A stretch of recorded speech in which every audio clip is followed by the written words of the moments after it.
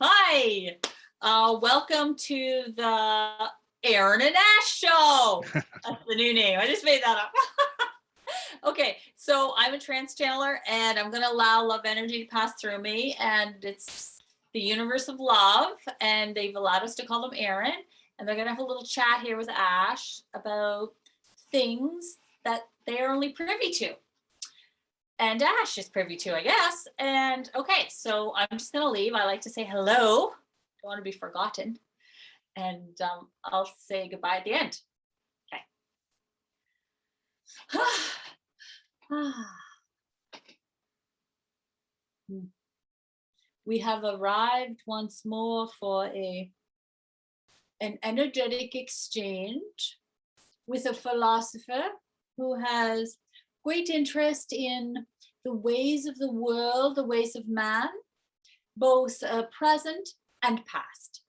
So the human that you see here is particularly interested in tying the pieces of lives together, perhaps with a little bow, life to life to life, like this.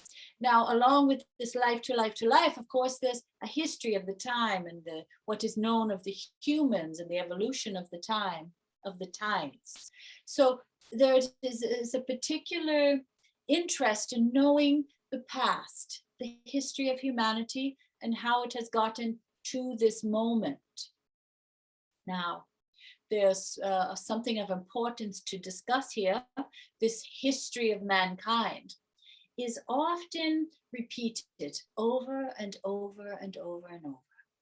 So we wish you to understand that although you are interested in the past, so it is not repeated, it is.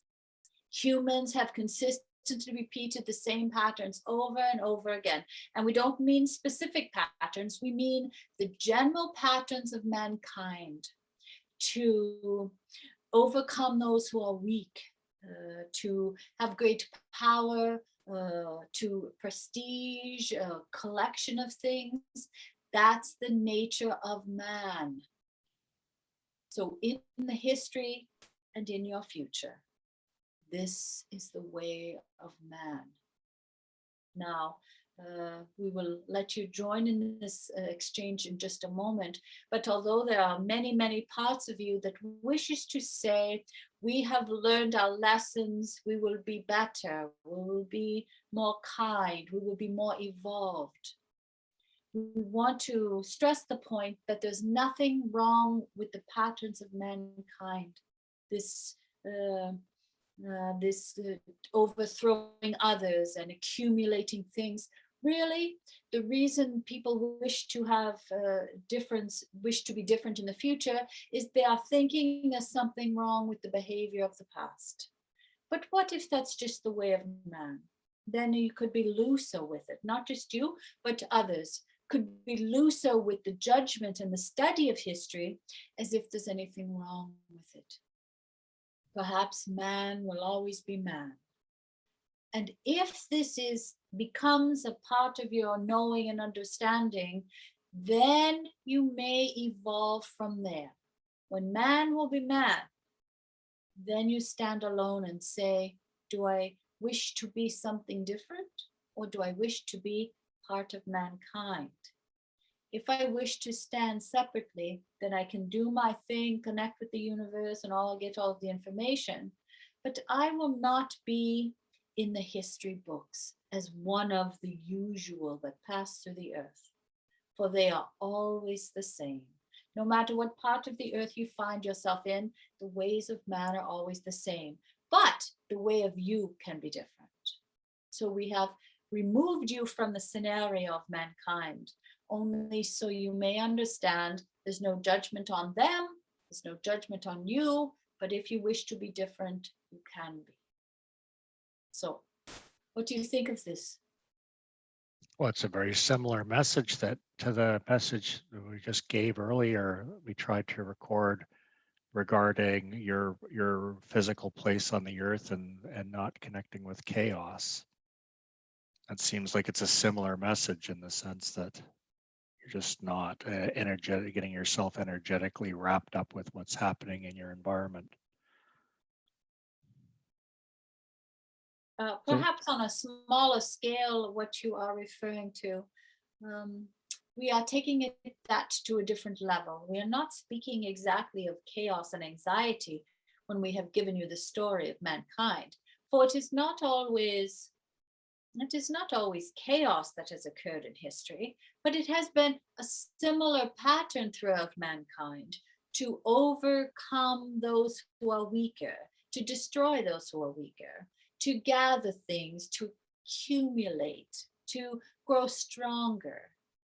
So it's not the same message at all. It is something different, but you are putting them together. hmm. Well, it sounds, I'm taking that the meaning or your intent of the direction is to not, like, to remove yourself energetically from the events that you're experiencing. So Mhm. whether the event Yes. is the acts of war and terrorism and atrocities that are going on within the world, and I mean, on one hand, you can get sucked into that and become very emotional about what's happening, or do you just stand apart from it and say, well, that's not me. I'll do what I can to prevent it, but I'm not going to participate in supporting that, right? So I'm getting, that's my understanding of what you're saying, is you have this option to react by not reacting. Yes, this is the way our brain would perceive the information that has been given to you. But what we are trying to express is that perhaps without the judgment on the behaviors of those in the history, there would not be a need to be different going forward. Perhaps it's all right. Perhaps that's the way of man. This is what we mean. Perhaps it's the judgment attached to it that causes historians to wish not to repeat it. You see, it's as if there's something very wrong with it. We're not going to repeat it. But what if that's the way it is? So there are many different messages in this understanding, and depending on where you sit, you will pull forth whatever place you are sitting in and get whatever information you can from it. And the information you gathered from our story, we would say, really, it's not that. Explanation is where you are sitting in your life and how you perceive it in your brain. So, Hmm. what else would you like to discuss at this time? Um, well, there's a couple of things that have come up that I'd like to revisit a couple of topics from other meetings just to clarify understanding, if I might. So it's interesting that both Juan and I had this discussion and experience around um, the higher self and the energetic being. So let's just come back to this energetic being that is the human. You And are speaking of the one that you are in physical form with right now at this moment. You call well, this your energetic I'm being? talking about, yes. So as say as myself, for example, I'm incarnated in this physical being at this moment in time. And there's this aspect of myself, this energetic aspect, this energetic being or energetic essence of myself, right? That is accompanying me on this journey in the physical. I understood. Yes, yes. That's how you described. That was my kind of the understanding that I got from your description was this energetic body comes with you and is entirely present with you with your physical Uh, entity going yes, through this lifetime. we will explain exactly precisely what you're saying. You have a physical body because it's human. You have an energy because and you can't really say energetic body because energy is not contained this way. You have a physical body which contains energy. How about that for more Yes. precise Okay. description? That's fine as a container for it then. Fair enough. Yes. So where I was going with this is we had this concept that within the universe of love, one would one would, you're existing there, but a fragment of you or a piece of that energy comes down into the, when you're incarnated, and hell, and is then contained within that physical body.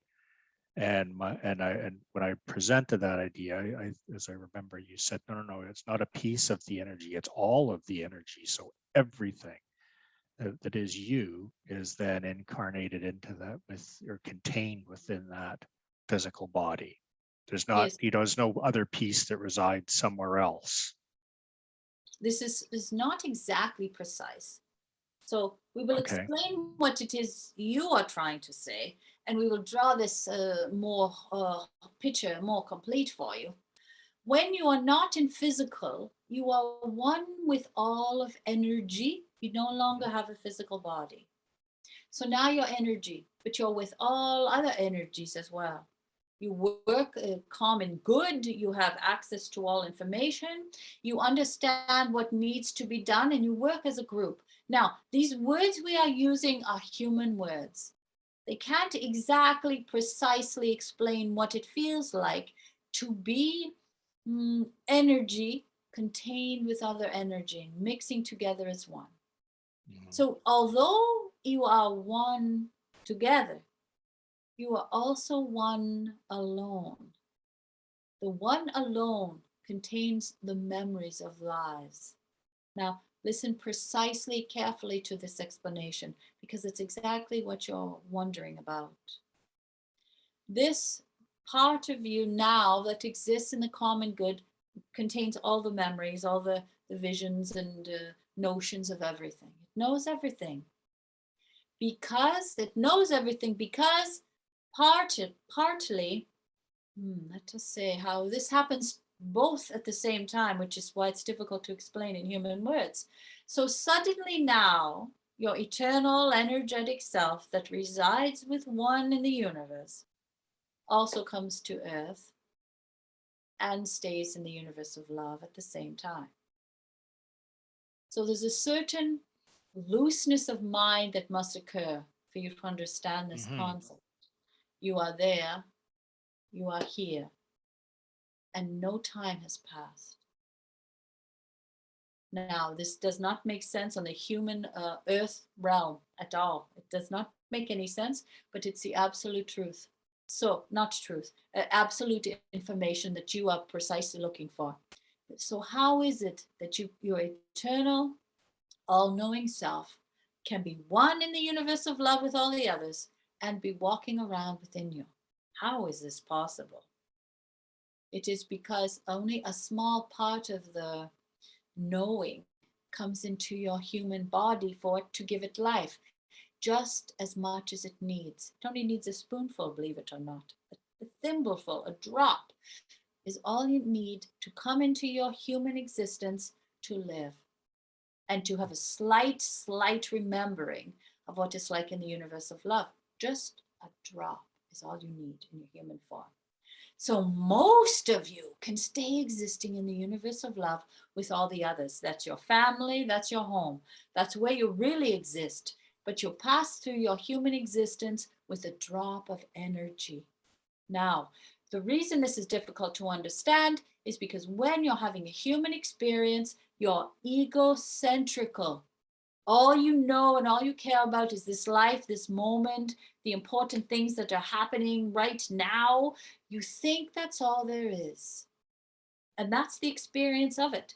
The experience of the human life is that for a few moments, you think this is all there is. And you know all about it. You learn everything. You figure things out. You gather things. You're sure you know what it's like to be human. And yet there's a part of you that knows very little about being human because it doesn't really care. Now, again, it doesn't care and it cares immensely. And this is another uh, moment for you to stretch your brain. So in your physical time, it's everything and it's also nothing because you understand a really large part of you understands this is very temporary. But when you're having the experience, it seems permanent. And that's the way the human experience works. It's a deception. It appears permanent when it's impermanent. That's Mhm. the, now let us explain just for a moment longer why this would even occur. Why would energy come into form to believe it's everything and nothing? Why? It sounds like a horrible science fiction movie or a terrible experience to have or experiment. Why would this occur? We're going to answer because you want to know. When you're non-physical, you believe, you know everything about love, you understand it. That's what you are. Your love energy. You know it. It's everything. You think when you come into human form that a drop of energy will be enough to sustain you while you mingle amongst the other humans who are doing their thing. You think a drop is all you need because you are immersed in love so much when you're not in physical. It's everything to you and it seems very easy and straightforward. Oh, just go have a little human life. It'll be easy.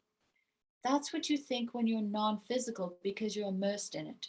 When you come here and you only have a drop of it, things are much different for you now. Now you have a different experience where all the focus is on the human and a little drop of it is on your eternal self. You did not know before you came into form that it would be so off kilter. Mhm. And now here's where you find yourself. And now you're having an interesting conversation with energy that is not human as you describe it or that, as you know of it, and that has access to information from the universe of love where most of you still resides. There's only a drop of you here. Most of you still resides, so you are one, and we are you, and you are us. We are all one. Again, this takes an expansion of mind to understand. For surely you are you. You look at yourself in the mirror, you must be you. That's all you can see. And yet, it's not at all you. It's a little bit you. It's your human vision of yourself. The way you see yourself in human is your moment of physical clarity. And yet there's something, there's a part of you, just the drop, that longs for more. It knows there's more. When it looks in your eyes, many humans do this. They look in the mirror and they say, I'm not seeing my true self. There's some sort of physical uh, vision in the way. Many humans know this when they look in these mirrors, Mm. but they don't know what it is. But truly, what it is the drop that grows when it has space, the drop that has brought you to life, that is eternal, that is your eternal life, that is your grandest self and your biggest lover. And it's kept very small for most of the human experience. So, what do you think of all of that? Hmm. That's a different explanation, and as the one I initially had that I thought was refuted from an earlier conversation. So thank you for the clarification because that brings some other things more into alignment that makes it easier for me to understand. Yeah, I can certainly conceptually I can understand what you're saying. I don't. There's the concepts themselves don't cause me any personal issue. Um, so I guess if we can just sort of follow on with questions that are coming to my mind then. So when we're connecting to our higher self that you've referred to in past, are we connecting to that bigger part of ourself that exists in the universe of love, or are we connecting to the drop that exists within us, specific our physical container? Ah, this is also difficult to answer, so you must pay quite a bit of attention here. So, this word that you use is a word that humans have devised. So, the Mhm. very first person who put these words together, who knows what they meant, really? But you're using them in a very general way because you really don't know what a higher self is. All you know is it's not the human standing in front of you with the knowledge that it has. Now, what is beyond that? Many things. There are many different layers to a human life. So when you speak of higher self, you're really not being precise enough. For your higher self might be just your conscience, which believes you should do good things on earth. Very, very small. That's your first layer, conscience. Perhaps that's your higher self to some. Now, beyond that, there's a place of that keeps memories hidden. It's a safety place, a safety valve, perhaps where things should not be known. Some might think that's the higher self. And beyond that, of course, there's the drop within you that is eternal, that is that is always seeking more. It seeks more love, it seeks more connection to others. It wishes to be one. Even though it does not understand that word, it has a longing to be one. So that could be considered your higher self. Beyond that, of course, there's your self that exists with one in the universe of love. Many cannot communicate with that one very easily at all, but that's also considered a higher self. And higher self have also been misused for all sorts of non physical beings. They might say that's themselves, but it's not them in one way. In the other way, everything is you. So everything could be your higher self, including the trees and the grass, you see. So this word is very general. It can be used for many different humans to describe many different things. And it's vague enough where it can apply to anything, really. Mhm. So when you speak, what you truly are looking for is a conversation with a god. You really want to go to the top layer. You want to go all the way to the most knowing being that knows everything in humanity. Humanity, eternity. So that's another, some would consider that's the higher selves, and that's way, way out there. So each human being is capable of stretching beyond their human existence only a small bit, perhaps a little larger, perhaps a little larger. Many don't reach their true uh, potential as far as they can reach. For the humans wish sometimes to stay close to their physical bodies and they want to enjoy the physical experience and they don't wish to stretch themselves so far. So when you speak of this word, it can mean many different things to many different humans, depending on their belief, what they're able to allow to unfold within their lives, what they're able to um, wonder about, what they're able to believe as magical, how much magic they believe or don't believe. So these words that you use are often clinically sourced and they are used by many different people and started by the very first person who ever put the words together has another meaning again. Mm. Well, we're trying to, I guess, that's particularly useful in the work, the hypnosis work that I do, because if we would ask for the subconscious mind to come through, and that I've, from the discussions we've had, I've now started to clarify, well, what connection are we actually making when we request that? And in some cases, it's the energetic being of that person, that spark, that drop of energy, I think is what comes through. In other cases, I think it's the place where those secrets are held, and it's just a part of the mind. So it's not as knowing, but no, it knows the person, the physical person well, but it doesn't seem to have the Mm, connection to all the knowledge that's out there. So it seems more limited in its ability to answer questions. This is just my observation. So it's like, okay, well, obviously there's a deeper part, or there may be other parts that I can connect to that I'm just not. mm, And in this conversation here, we're connecting to quite a other, much higher level of information that gives a different story or a different explanation of how things work. So I'm just trying to make sense of the information that's coming through to my logical mind that can follow it. Yes, we have some precise information. When you say, I bring it forth, which was your words, you do not bring it forth. The human allows a certain part of himself to open and you witness it. Hmm. Now, it's up to the human what part they allow out. It's up to the human to decide how far they will travel, how open they will be, how much they will believe. So remember that it's not your place, or you're not even able to do this. Tell me what your magical self says. They may not have a magical self. They may not even know what that is. So they might not have access to it.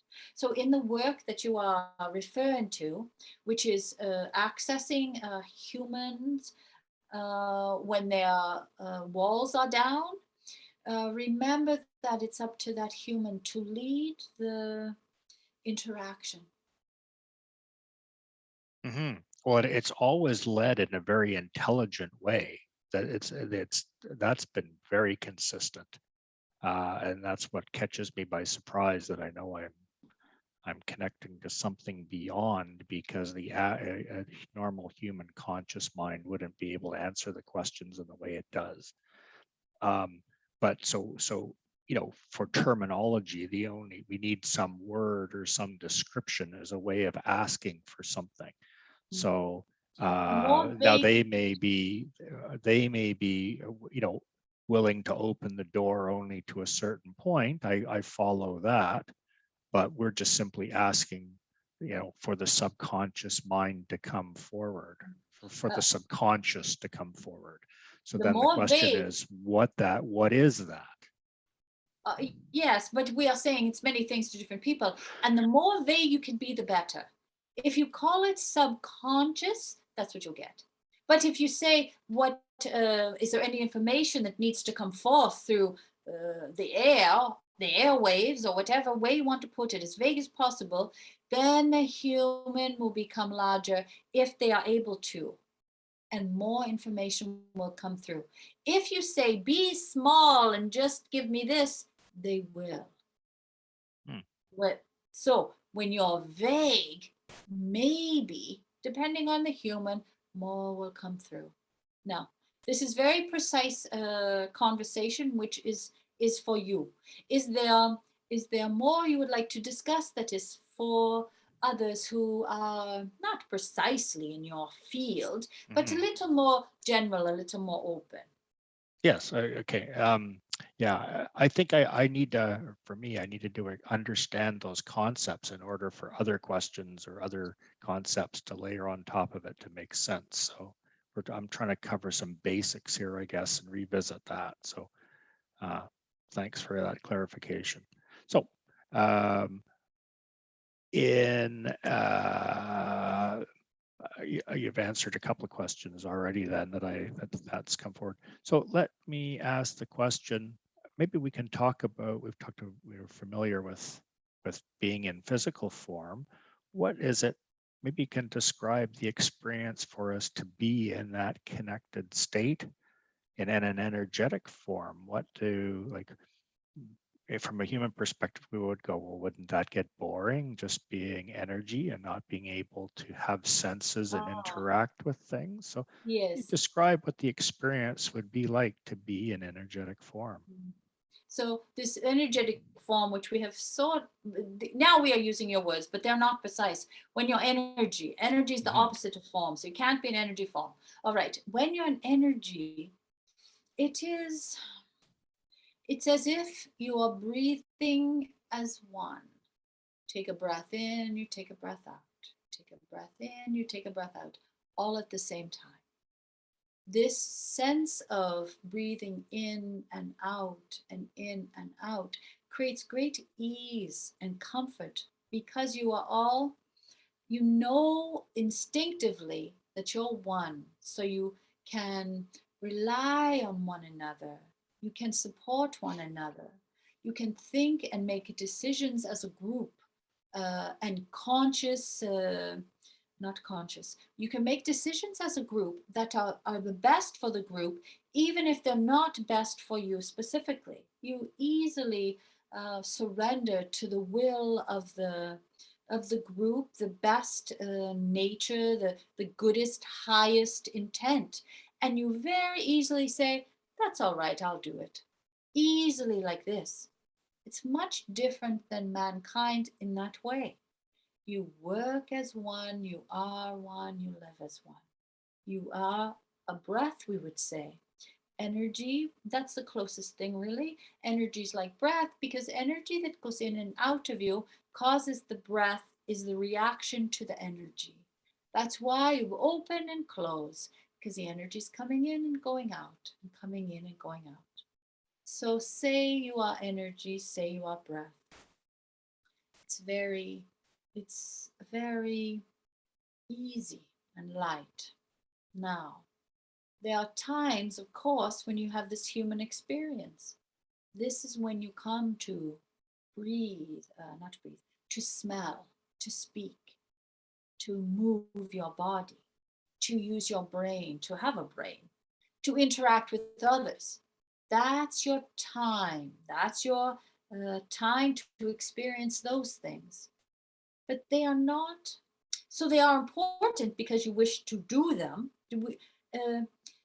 Let us, yes, we'll leave that at that. They're, being human is also important to energy. That's why you're all there. When there comes a time when you wish to all be one in the collective consciousness, and no one wants to become into human form, there will not be any more human forms. So because you see much evidence of humanity, you understand that there's still a great interest in the collective consciousness to come into form. So really, you're getting the best of both worlds. So when you're here, you're doing this thing. And when you're there, you're sitting in ease and comfort, which is not at all like the human life. Human life, you sit in ease and comfort for a moment, and the next moment it's chaos. So imagine if you were sitting in ease all of the time. And you think it gets boring because right now you're in your physical form. If you weren't in your physical form, it would be all you knew. It would be the way you are, the way you exist, easy in love. You Well, can't quite understand it because you're on physical right now. mhm.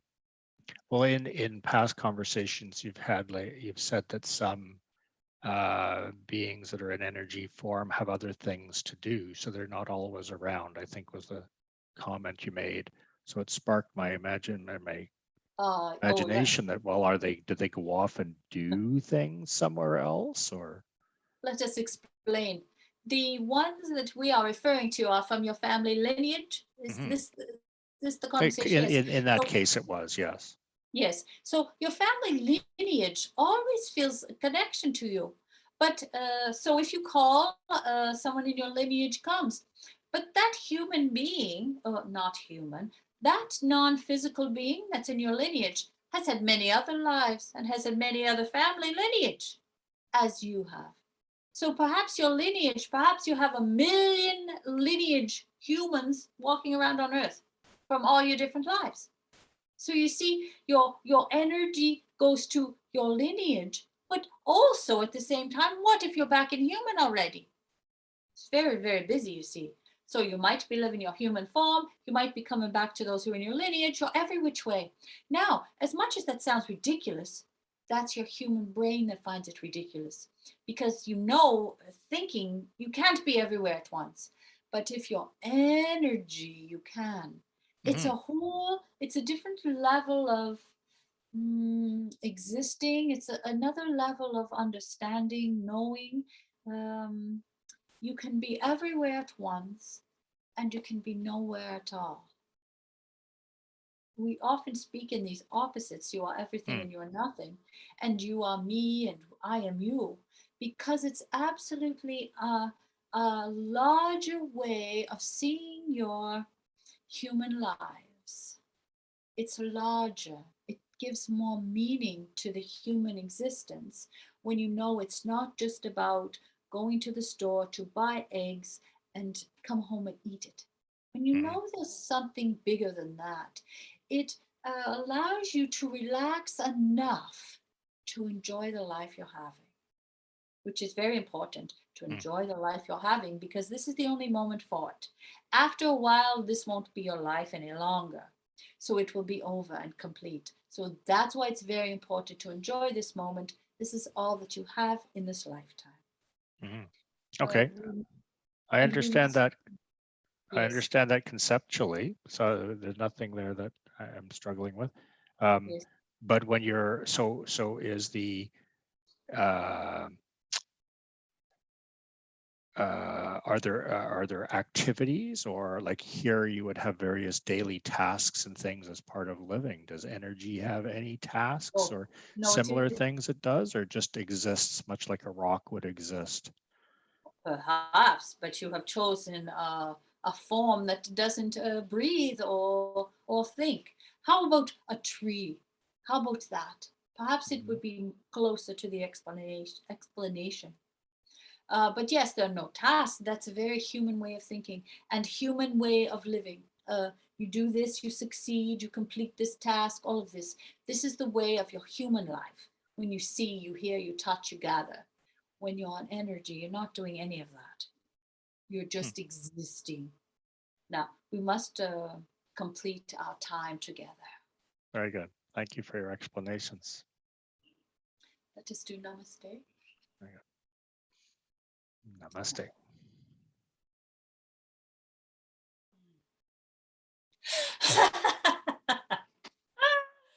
Oh, that was a big discussion.